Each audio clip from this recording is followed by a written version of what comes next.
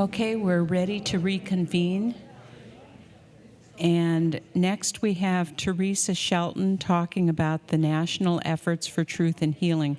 So she's with, are you the director? Yeah. Yes. She's the director of policy for the National Native American Boarding School Healing Coalition. And she's going to talk about how the U.S. Indian boarding school policy has been written out of the history books. This may be surprising to you, but at one time there were more than 350 government-funded, often church-run Indian boarding schools across the United States in the 19th and 20th centuries. So give a warm welcome to Theresa Shelton. Sheldon. Tigwid seed haslahel, Theresa Sheldon seedsta, twelchad du flalap. Tigwid seed to sharing our knowledge conference for allowing me to share with you this morning. Tigwid seed, I raise my hands in appreciation and utmost respect to Jim LaBelle, who has been a fierce advocate and amazing board member to work with. He's our first vice president of NABS, and so I just ask if we could give Jim another round of applause.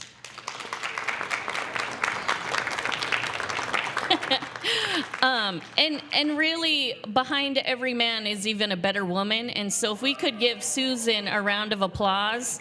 Yes, we know she is the one that makes sure Jim is where he needs to be and what happens, happens. So I just say Tigwid Seed ACM to you. I have an amazing slideshow to share with all of you, and technology is not on our side, so I'll just describe the amazingness you're supposed to see, but you won't see. Right? Because that's just how we roll. It's a blessing to be here. I am a citizen of Tulalip Tribes in Washington State, just an hour above Seattle, and so it's beautiful to come here. I feel at home in the territory here as well. My brother-in-law is actually a parent from Cake, and every year we talk about going there for 4th of July celebration to get in the competition to see who can fillet more fish. And so one of these years, we're going to make it happen when airfare is not $1,000 to fly there. So the struggle is real, getting around Alaska and being able to get to places to see friends and family and celebrate together. So I was reflecting back on what Jim was saying. It's the first time being here in Wrangell. It was scary to go on an airplane that went to multiple places. And you just sat there and waited until your turn. And I was so nervous because I was tired on the airplane, and I've never done a plane that did multiple places and you just waited. And I was like, I'm gonna stay asleep and I'm gonna miss my stop. And so I was tired and I'm like, stay awake, stay awake. And so that anxiety and angst of traveling as an adult is real. So imagining being a child and doing that, not knowing, and the scaredness and fear. Is such a real thing. And so I sometimes feel like we don't acknowledge our feelings enough because in Indian country, we don't really talk about our feelings very much. And so it's an honor to come up here to Alaska and be with all of you, where we get to talk about love, and we get to talk about art, and we get to talk about healing, and what really Indigenous curriculum looks like. Yesterday was so empowering to be a part of the presentations. In my previous roles, before joining NABS, I worked at the Democrat National Committee as the Native American political director, did that for about 3 years. So the fact that Mary is being sworn in as a congresswoman for Alaska, like, yeah, give yourselves a round of applause, yeah. We are constantly making history happen in a positive way, and the rest of America constantly underestimates Native people all the time. And so it's beautiful to see her there, and I hope we continue to show up and donate for her. And as a 501c3, I don't say that on behalf of us, I say that on behalf of Indigenous people. Show up and support our people. Before that, I worked at Emily's List, provided trainings to Native women running for public office. And before that, I was actually served as elected official for my tribe and did 2 terms. And you sort of talk about that doing like wartime when serving on public council like that. And the whole time I was on tribal council, I was always asking why, all the time. When I was serving on council, we had lost a significant amount of youth.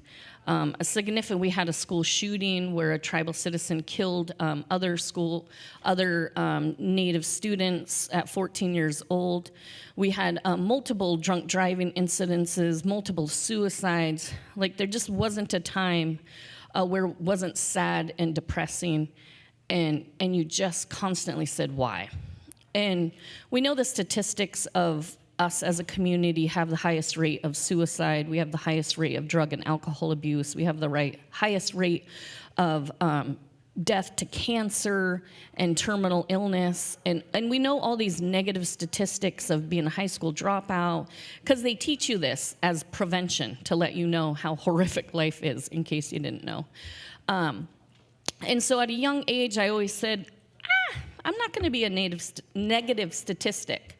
And I refuse, and mostly because I just rebel against all authorities. And so as elected official, I rebelled against my own tribe as an authority figure. I was like, I had issues.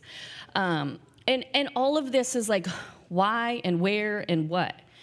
And it really wasn't until I was in college at the university and I started learning about boarding schools. And I was the student who raised my hand, and I was like, I don't think you guys have this correct. My boarding school was good. So Tulalip had a boarding school. I don't know if you know this.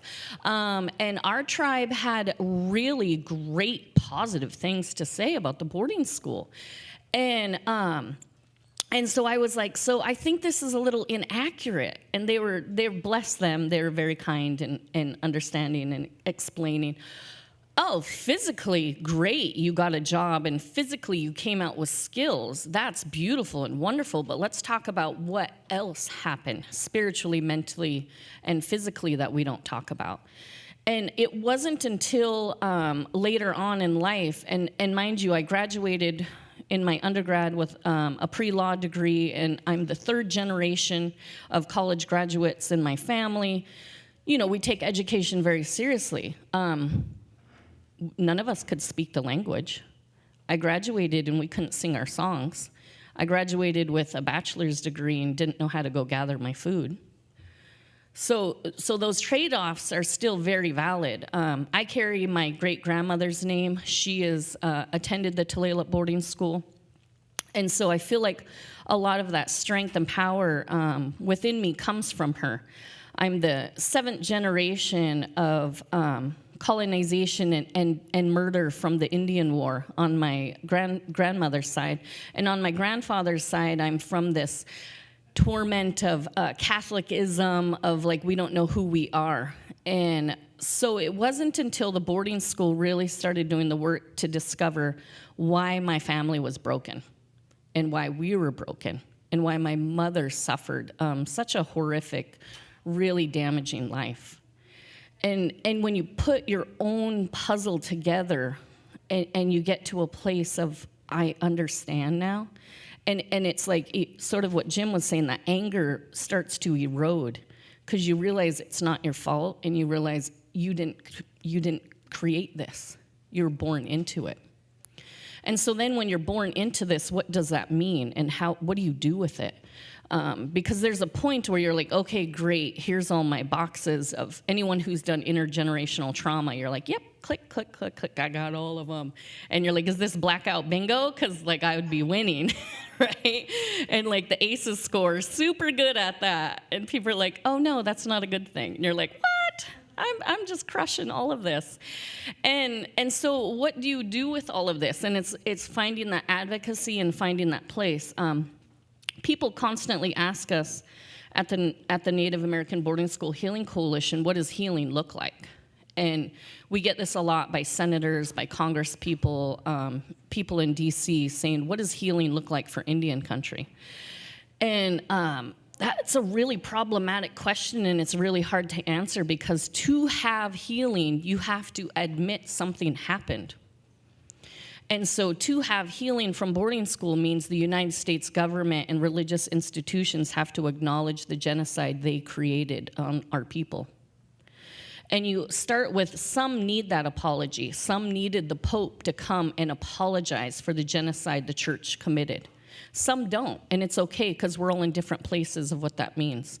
Because there isn't one way to healing, but to ever talk about healing, you have to acknowledge it was genocide, and we can't be afraid to say it was genocide. The fact that we survived isn't because they were kind and courteous to us. The fact that we survived was because of our own spirit and ancestors protecting us, ensuring we were going to make it.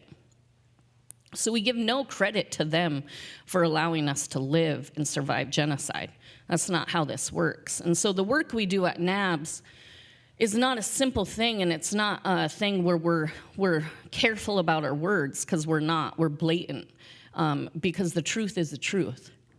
And Matthew Warbonnet, one of the other elders who testified, he says this all the time. He goes, we're in a truth-telling time, because our grandchildren have to know why their grandparents were the way they were, or why their parents were the way they were. And I didn't know why my grandmother didn't hug. I didn't know why she refused to hug me as a child. And I honestly thought my grandmother was the meanest person, and she scared me, and I was afraid of her. But as our stories in a community, we always talk about how loving and kind and courteous we are as a people, and I'm like, that's not my family. I don't have those stories. I don't have those stories of the kind and caring and love. I had to find that other places. And my mother taught me that. She said, it's okay to go get family that treats you the way you should be treated, because our family can't. And I was 8 years old when I taught my mom how to hug. And I told my mom that I'm not going to leave until you hug me. And I'm going to hug you every single night. And it's okay if you cringe from me touching you. And it's okay if you hold your body so tight and just allowing me to hug you. I said, it's okay, but I'm going to hug you every night. And that won't stop. And over time, she gradually let her shoulders down, and she gradually let the tense down. Sometimes it wasn't okay, and sometimes she'd be like, don't. And I'm like, I am. Because I was a child, and I wanted my mother's love. And none of this, you don't know what any of this is. We didn't have words. We didn't have that, my mom was a survivor of sexual abuse from the age of 6, and she was suicidal from the age of 13 and diagnosed bipolar since the age of 20. We didn't have all these timelines to identify, why we didn't work well. We didn't know what that meant. And so we find these purposes in life and these callings, and sometimes we don't even know why we're there. We just know. And so none of this has to do with the amazing PowerPoint presentation I put together for you. And it's sort of perfect because I can't show it, so it's okay. But the reality is, life's complicated. And there's so many hurts and pains, and there's so many things we still don't talk about. And there's so many feelings we're not okay feeling. And it's okay, because that's not what we want to do at NABS. We're not about no, let's face this, let's deal with it. I'm the type of, if you want to burn something, I'll bring the matches and lighter, If you want to get arrested, I have some money to throw down. I don't suggest violence is the answer. I'm just saying sometimes it works in your benefit. I'll just, what do they say, though? Sometimes you have to burn things down to rise up from the ashes. And it's not always a real thing. It's not an actual real fire. It can be a spiritual fire. It can be a mental fire. It can be something that is done. I do not believe any of us are responsible for churches catching fire, because we would never burn evidence. Only colonizers and abusers and perpetrators burn evidence.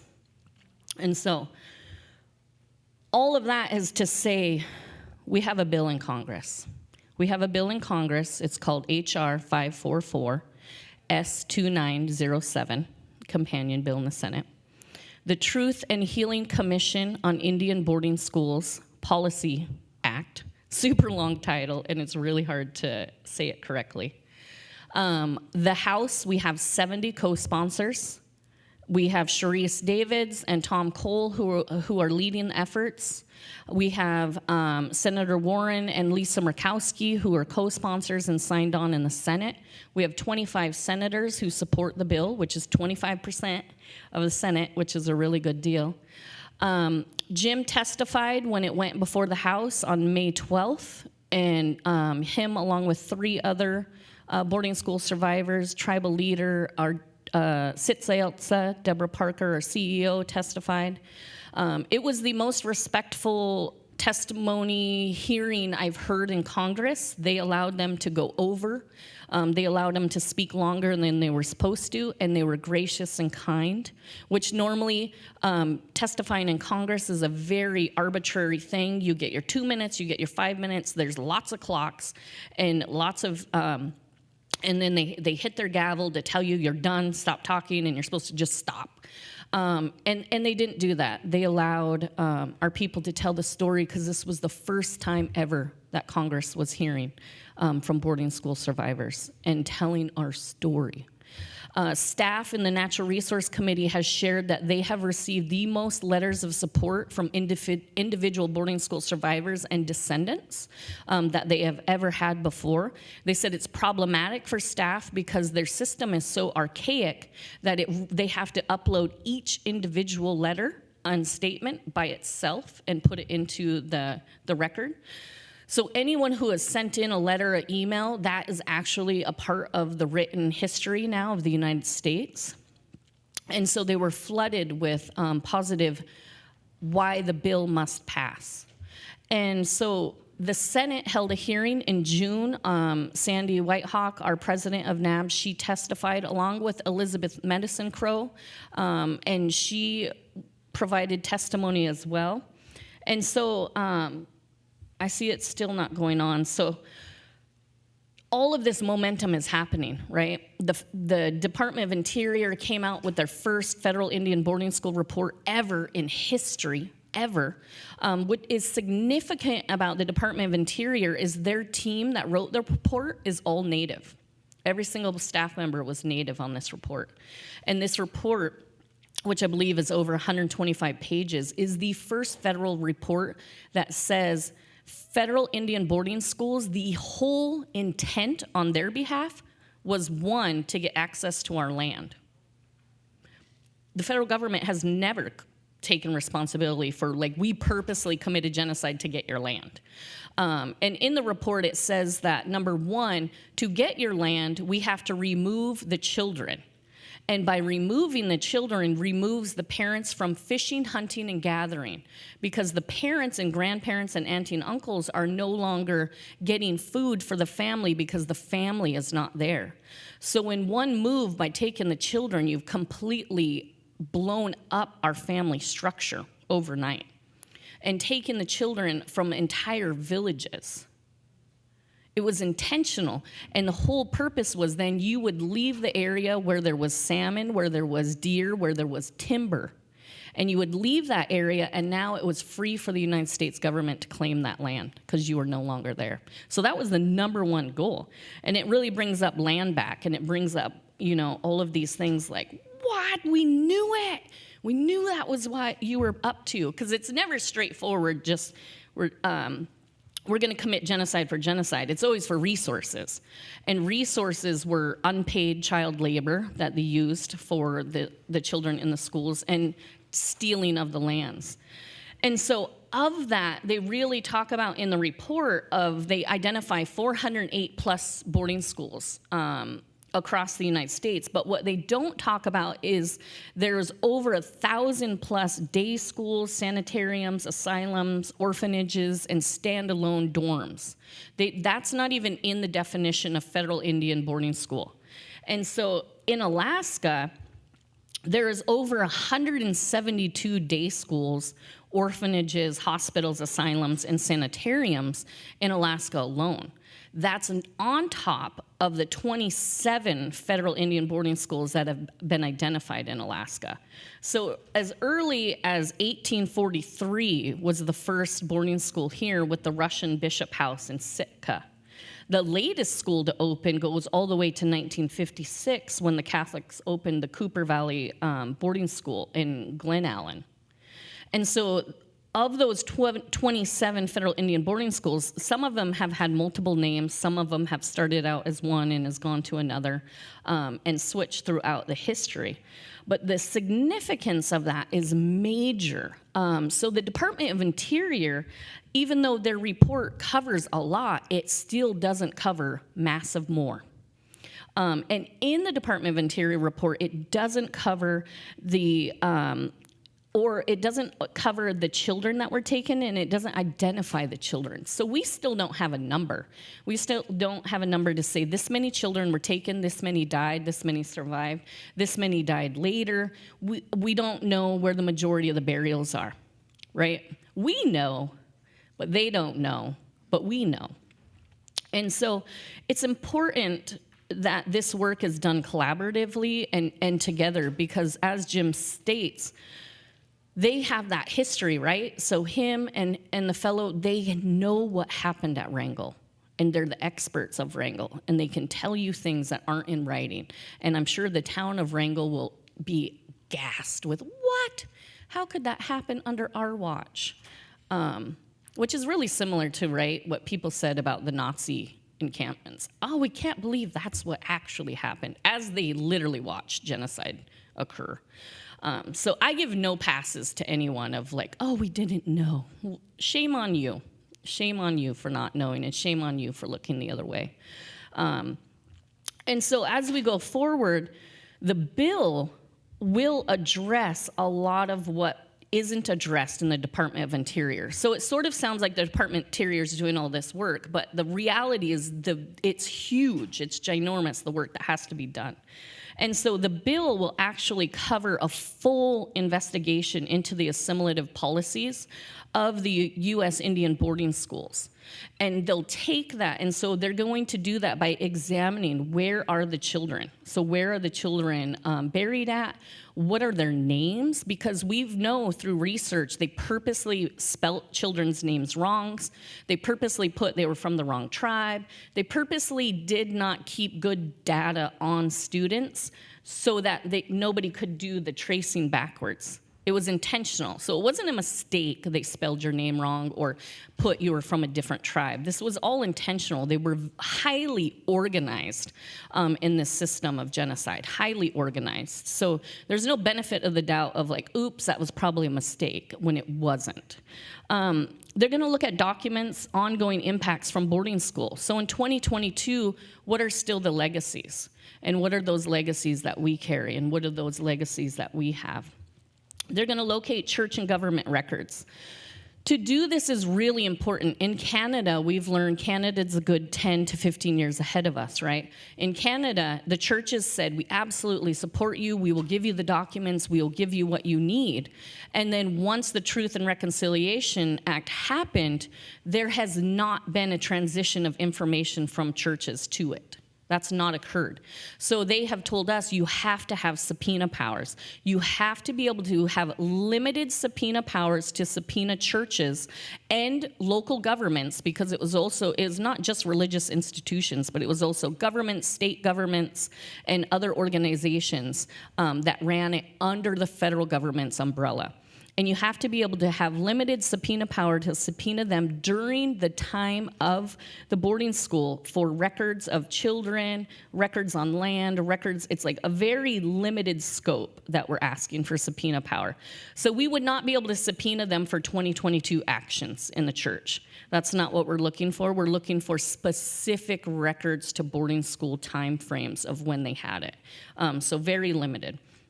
And we have been told over and over, if you do not have this, then it's going to be this will be like a free, nice effort, good try type of a bill. So the beautiful thing is we have not had any opposition from any religious institutions on the subpoena powers. We've actually have over 30 plus letters of support from religious institutions saying, hey, we want to own up to what we did. We want to give the records. We want to share the information, and we support this bill. And so that has been really great to have. Another aspect of the bill is they'll collect testimony from boarding school attendees, tribes, and subject matter experts. As you see, we have quite a decent catalog of people who have written books on boarding schools and specific boarding schools and gone into great depth.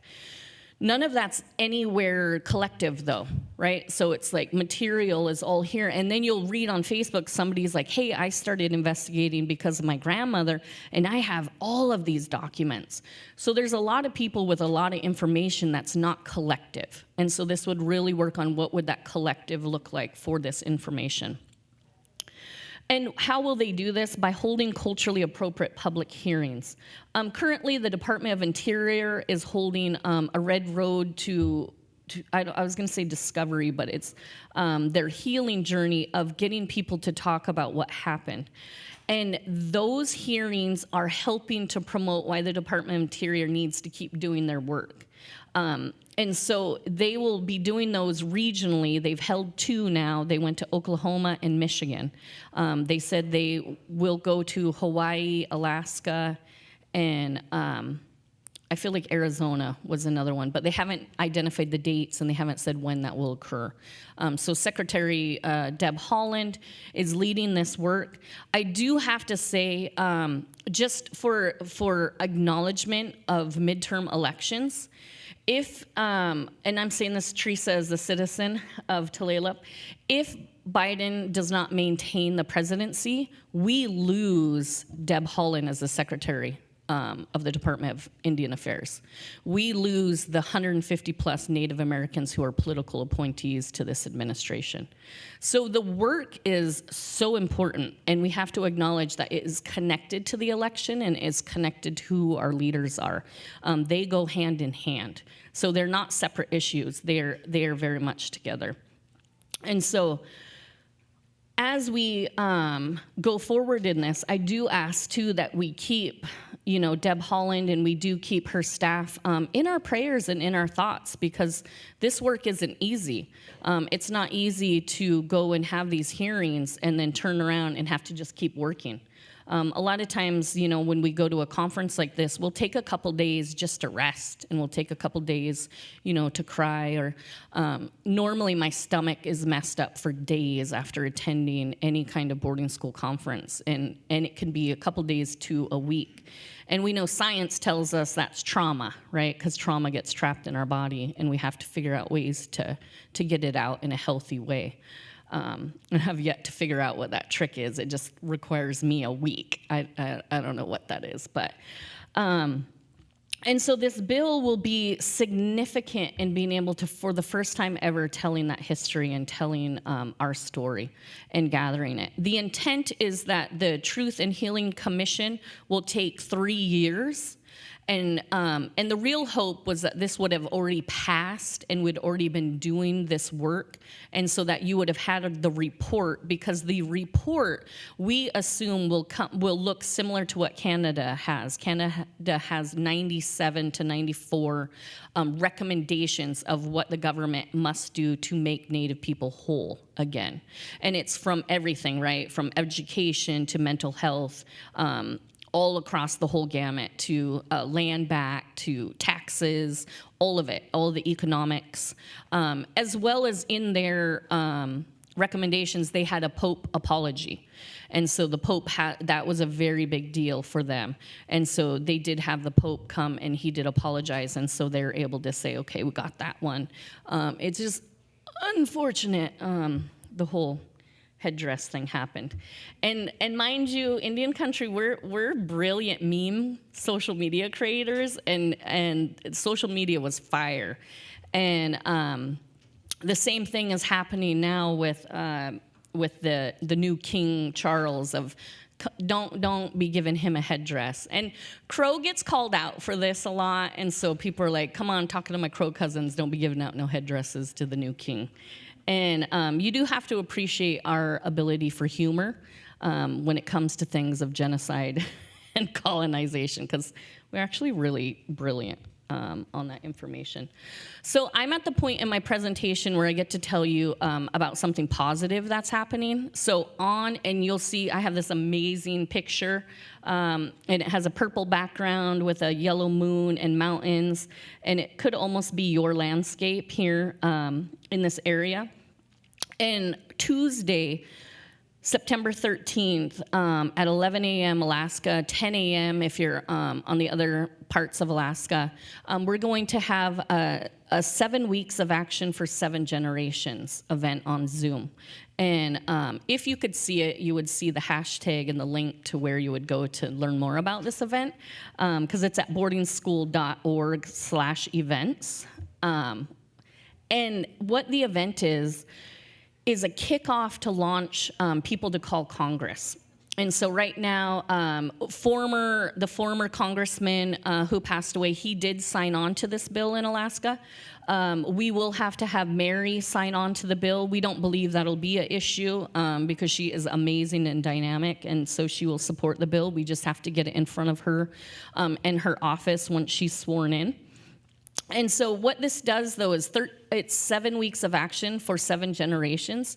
And each week, we're going to highlight congressional members for people to call. We're told in Congress it takes 10 people. So if they have 10 phone calls in one day, and they literally have staff who just sits there and answers the phone, and they really answer the phone. I think sometimes as tribal government employees, we forget people actually answer the phones. Right? They actually answer them, and they take down hey, I'm calling to support H.R. 544, the Truth and Healing Commission on Indian boarding schools, and we want a congressperson to support the bill and to be a co-sponsor and vote for it on the floor. And so we're asking people to make these calls to Congress each week for 7 weeks, and each week we'll highlight new leadership to call. The first week will be focused at the leadership of the House, so Nancy Pelosi will be one of them. And our message to Nancy is that November is Native American Heritage Month. We ask during November you provide time on the floor for the only Native American bill in Congress right now, and you vote on the bill on the floor. And so that'll be our message. And we're going to roll this out on Tuesday. And so if any of you are able to join us, that would be beautiful. It's over Zoom, and you can share it. We'll have it on our Facebook page, and as well as other social media and email. If you're not on our email list, we send out beautiful newsletters to let you know what we're doing, who we're fighting with, what trouble we're making, and who's mad at us, because it's that's just what we do, right? And then really we're asking, help us join the movement. Help us tell your story. Help us be able to express what's needed to be said. And so if you are interested in having your story documented, or your parent's story, or a grandparent, or siblings, let us know. We are working on trying to video record stories, especially those who are like, no, I need to get it out now, and I need to tell it now, so that we can catalog this and have this information. You in this room are the knowledge bearers. You're the one with the truth. You're the one with the facts. And so as issues happen, they reaffirm what we have always known. When Kamloops happened and they found the children and they found the mass grave, every single one of us said, yeah, we knew. We've always known. But it takes things like that for other people to acknowledge that the things we've learned and the stories we were told growing up are true, and they happened. And so those are the kinds of things that we expect will continue to happen, because we haven't even started looking for the majority of the children yet here in the United States. And so we know Alaska has a huge story, and a very recent story with this. And so never at a point do we want to push anyone, and never at a point do we ever want to cross any lines. But if you would like to work with us and you would like to help us, we're more than willing to be there for you and to help. Some of the other things that we do, we have amazing staff of 9. There's a whole team of 9 of us. And we have digital archives. We have a beautiful system for digitally archiving. So when people have, hey, I have all of this 50-page plus what do I do with it? We're able to work with Stephen, who does our digital archives. Deidre, she does our education and research. And so she is working on appropriate curriculum, people who need reading lists for appropriate books for certain age levels. She has that kind of information. And so the easiest way is if you ever want to figure out something or know if we can have resources or assist, if you email info@nabshc.org, and so it's just info, like info @NABS, and then HC for Healing Coalition.org. So it's info@nabshc.org. And we can provide that for you. We do monthly healing circles over Zoom because of the pandemic. Everything is on Zoom still. We have not had very many in-person events, and that is my timer. And so I really just want to say thank you so much for being here. I know it's a Saturday. There's plenty of other places you can be. I had the beautiful opportunity of working on this amazing slide deck at the Stakine bar last night. And it was great because a whole group of elders came in and took over the space for a meeting. And I got to just sit and be in the meeting and listen. And it was wonderful. They had a beautiful honoring for a leader that was there. And I got to get a hug and felt like a part of. And it was so beautiful to see the resilience we have of kindness and caring and support. And one of the elders, they said, "Are you going to go tomorrow and listen to the boarding school?" And she goes, "No way, I don't want to do that." And she goes, I lived it. Why would I go listen to it? And I turned around, I was like, I know, right? Me too. I don't want to go do that. Because sometimes that's the feeling we have of like, we don't want to show up because we don't know what it means and what's going to happen when we get there. And so you just showing up today is a true testament of courage and strength that you have, that you carry. And I'm so thankful you're here, and I'm thankful to be able to share. And we'll fly out today, but if anyone needs to follow up after, Jim is our go-to guy.